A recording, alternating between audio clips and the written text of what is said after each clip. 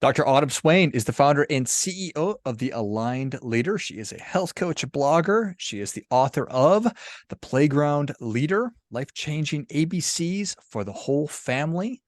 Autumn, excited to have you on. Welcome. Thank you so much. I'm so excited to be here. Yeah.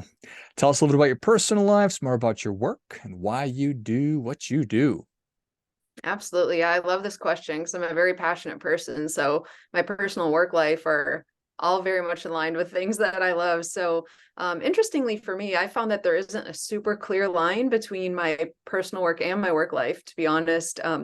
Work for me has been anything productive that I'm doing where I feel that I'm having an impact. That includes my work as a mom, the organizations I volunteer for, and just being an engaged and loving neighbor who cares about the people and spaces around me. So for me, these uncompensated efforts of my life are very important work that I do.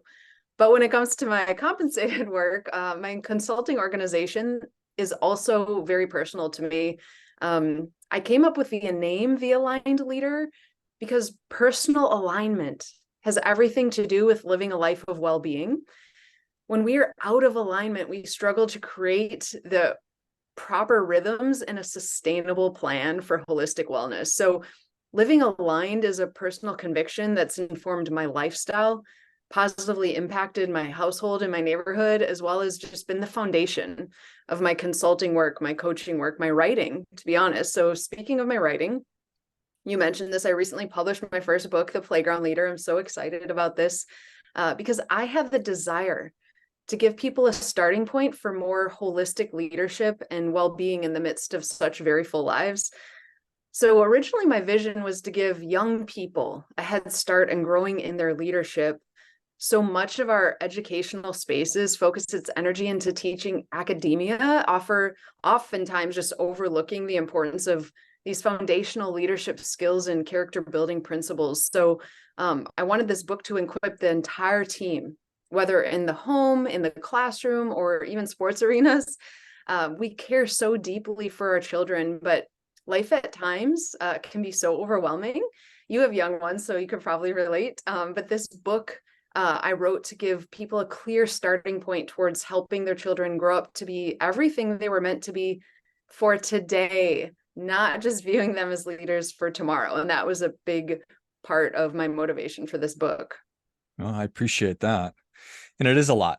Life is a lot. You and I were joking that we're recording this on a Monday, and a lot of people don't like Mondays. And at certain points in my life, I was certainly one of those, and I totally get it.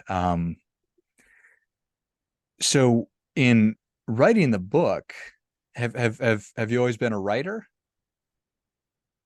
I have not actually. It's interesting that you say that. I mean, I did do a lot of writing when I was doing my doctoral research, and that book, that finished completed project was super thick. But yeah, now I am an author and now I am a writer, and I love it because so much of my there's so much alignment, speaking of alignment, between my consulting work and actually the reason I wrote the book. And so it just made sense to, become an author. For sure. I've found that writing has helped me to just be a better thinker and helps me to think about what I'm thinking. And then, okay, I'm interested in getting this idea or these ideas across. How do I take all of this information and then get it down into a digestible book? Yeah, absolutely. So no small feat. I think Mm. and talk a lot about alignment as well. What what do you mean? What does that mean? What does personal alignment mean? That's actually a really, really good question. So I'm going to answer this question in an angle, if it's okay with you, to give people a little bit of an understanding behind my work, because I think that will allow me to answer the question the most appropriate way. Sure. So my inspiration for my work, including this book, is really rooted in my understanding that one of the greatest assets of any community are its leaders. And so, and I'm starting with that because if I can help leaders have more personal alignment, it has the greatest, it has such a positive impact in our community. So when I did my doctorate in transformational leadership, it was really rooted in this conviction that holistic well-being of leaders and their communities is so essential for a leader's continued growth and impact and capacity and fulfillment. So if I wanted these things for people, giving them tools to find personal alignment was so important. So I bring a unique perspective, I think, to when you ask this question, to some solutions that I'm providing for people out there, because I have this extensive background in health and wellness, but also leadership and community development. So I feel that this intersection of those two spaces is where we could find well-being, not just for individuals, but for teams and organizations and communities as well. And I say that I start there because if we understand what personal alignment means for us, it's going to have this incredible impact in all these spaces that we show up in. So, and to get to your question even a little bit more specifically, I think it's really important to define well-being, because I would imagine every listener here has a slightly different understanding of what that means. So through my research and experience, I look at being an aligned leader as well-being that is encompassing one's physical, mental, emotional, social, economic, and spiritual wellness. These 6 areas are so intimately interconnected, and therefore finding alignment among them is essential for achieving well-being. And I would also argue that neglecting one area, one of these 6 areas, will negatively impact the others, but also vice versa, because to me, that's where alignment is. Like, it's acknowledging that there's this interconnectedness. So we have to have goals and focus on all of them in order to be truly aligned. So I hope that provides some clarity on what I mean by alignment. Yeah, I appreciate that very much. Physical, mental, social, economic, spiritual, and then I missed the other one. I think you said that there were 6. There was, yeah, spiritual, physical, mental, Physical. emotional. Okay, you got physical. All right. Perfect. Yeah, absolutely. Yeah, and that I really like how you have said household and neighborhood a Mm-hmm. handful of times. I think a lot of the time when we're looking at our phones and we're seeing that there are atrocities happening all over the world at massive scales, and I think it's disenfranchising and causes us to just sort of close up when in fact, to your point, we could be doing amazing work at home and then right in our neighborhoods. Absolutely. Absolutely. It's all connected. Mm-hmm. So the Yeah. better I can be mindful of myself and those 6 areas and making sure that I'm paying attention to all of them, because if one of them is out of whack, it's going to throw the whole thing out of whack. That's a technical term. Then I Mhm. really am, in a lot of ways, showing up as a leader. And that's one of the greatest assets that a community has, to your point. Absolutely. Absolutely. So how can people do a better job? You just defined well-being for us. How do I put this to work in my life? That's a really loaded question. This is what I love to do in my day-to-day work. But I think one of the most important things to answer that question will be unexpected. So I think it's acknowledging our reality and being super, super honest with ourselves, because our reality is that the demands of work and family and community and all these obligations are taking its toll. We have to acknowledge that in general, we're not well. People are burning out, people are feeling fatigued, lacking inspiration and vitality. So if you're overwhelmed and stuck, and often just lacking the support and the rhythms and tools to have abundant well-being, then that's the starting point, is like acknowledging, like, I am not where I want to be. Because we have to have a why. We have to be convicted enough to take the steps to move forward. And honestly, what I've found working in all kinds of cross-cultural and cross-sector spaces with people of all ages is that people do want to be well. They do want to achieve a greater level of well-being or alignment, but are lacking the sustainable plan to do so. I think sometimes people might grab onto an initial plan, but is it sustainable? And that's one of my favorite things to talk about. And it's probably one of the most important questions a leader can ask him or herself, is how do you make your efforts for well-being sustainable? And that's my goal with my work, as I work with all kinds of people, from parents to coaches to community leaders, is establishing a plan for sustainable well-being so that you can thrive long-term and help those you have influence over thrive long-term as well. So that's I guess a starting point is acknowledging that you need to be intentional about moving forward in this space, because if you're not, nothing's going to change, right? Yes, I couldn't agree more. You are we're definitely reading off the same the same script or sheet music or however you want to think about that. Mm-hmm. And I'm sort of at this place right now where I'm talking and thinking a lot about, I don't want to put my values on somebody else. So I just want to Mm-hmm. ask people, do you think that a change is necessary? Are you happy with what you have going on? And that's really what you're talking about. And if the answer is, well, I could probably use some tweaks or adjustments and some changes, then how do you make those? And then more importantly, how do you make them actually stick? Mm-hmm. Absolutely. Yeah, So that that's that go ahead. no, go ahead, go ahead. That's the sustainability piece. I think Mhm.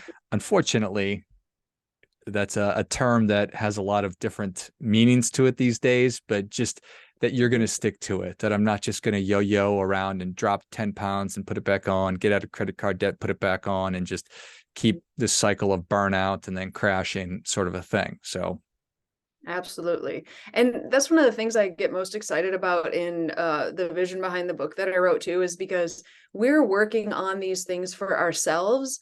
But imagine if we start with our young people early on in establishing rhythms to be aligned, because they are leaders for today. Like their alignment is important too. Like as we're working on our own, we need to be also considering the alignment of our young people, because imagine this, like if 1/3 of our global population is under 20 years old, imagine the impact of helping our youth be more aligned, being engaged as leaders. What would that do for today's society? Like not even just talking about the increase in innovation and collaboration, but just like overall well-being of our communities, if we're intentional about having these conversations with our young people as well, right? So that's something I get equally excited about.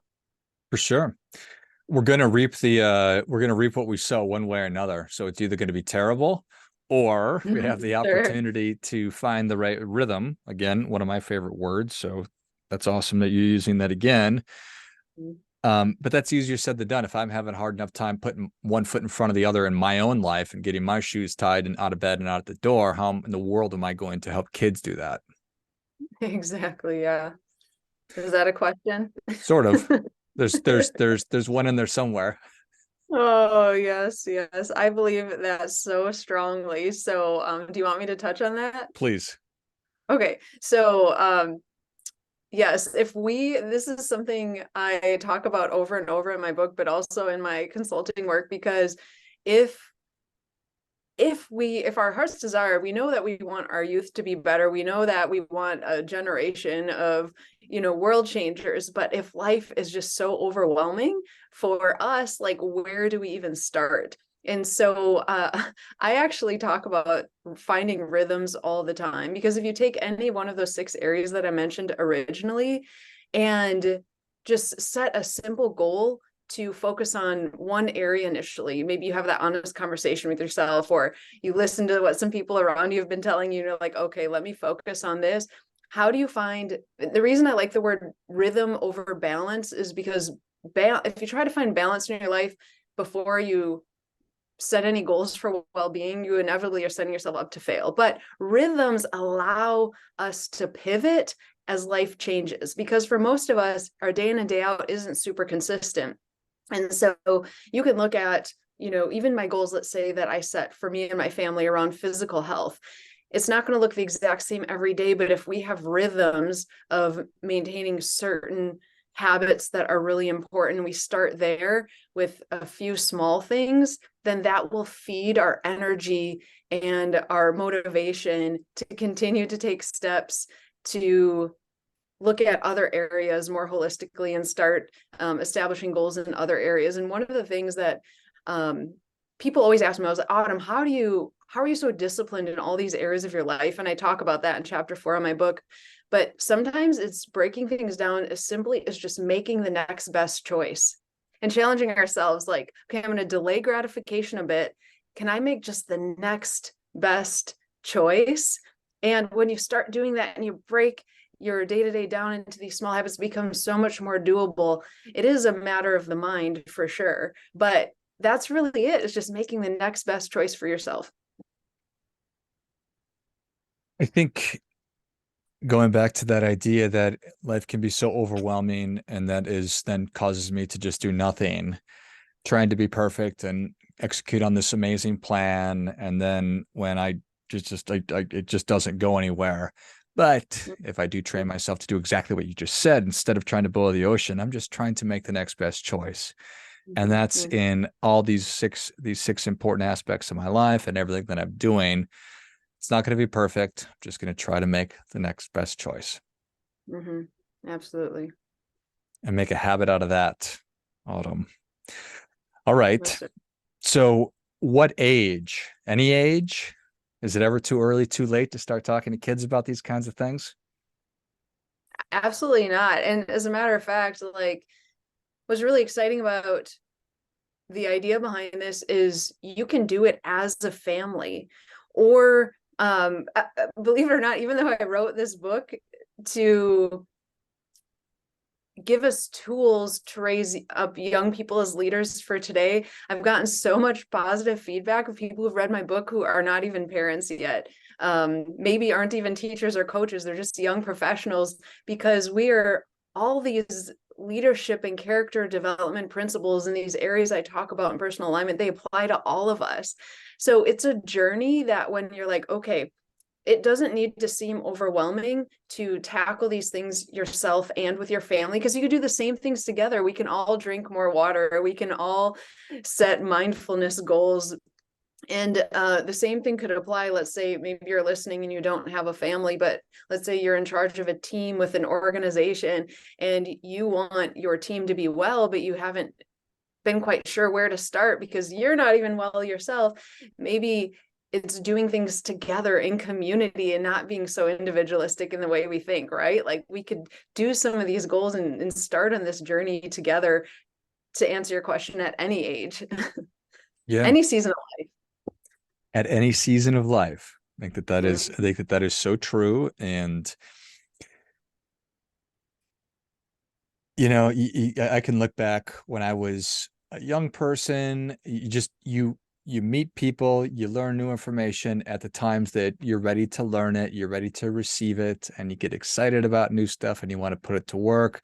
So whether or not you're a parent, or whether you're a parent or not, or you're a leader in your work, whatever it might be, there's opportunities for you to be taking these principles and helping yourself to do it. And even if you just did that, you'd probably be providing a great example to other people. Look at Autumn. She's working really hard. It's clear her yard is nice. She's out exercising. Whatever. We're constantly looking for inspiration.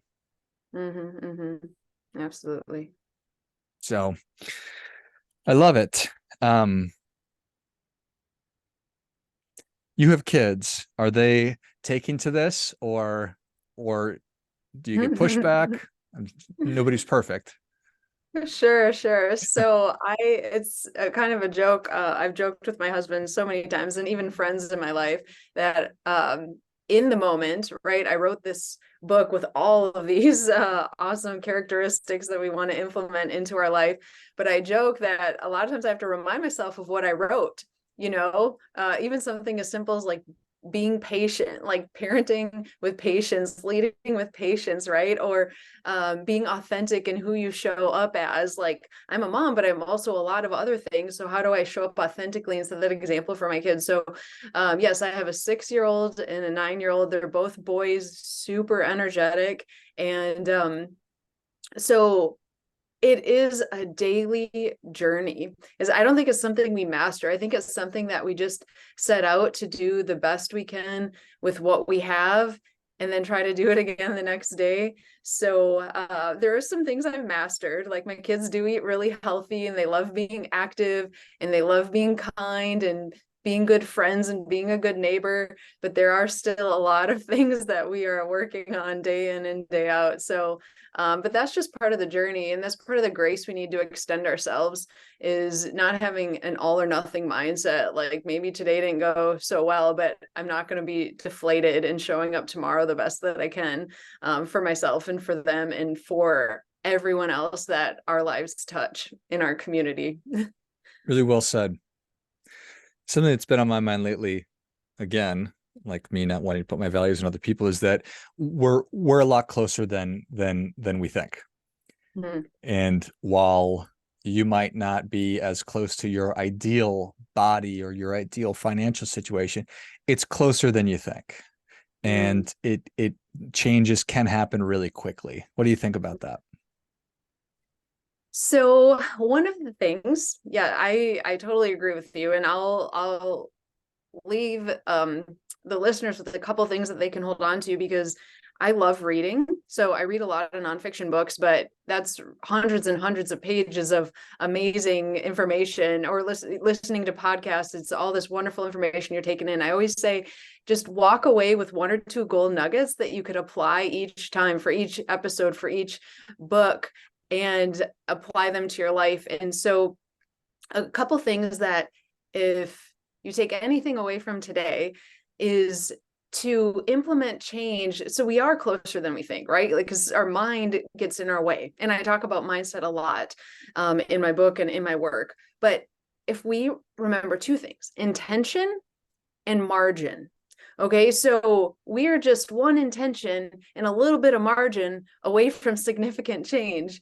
So for example, to break this down a little bit, there's so many resources on the how for things, but it starts with a mindset to actually prioritize implementing the how.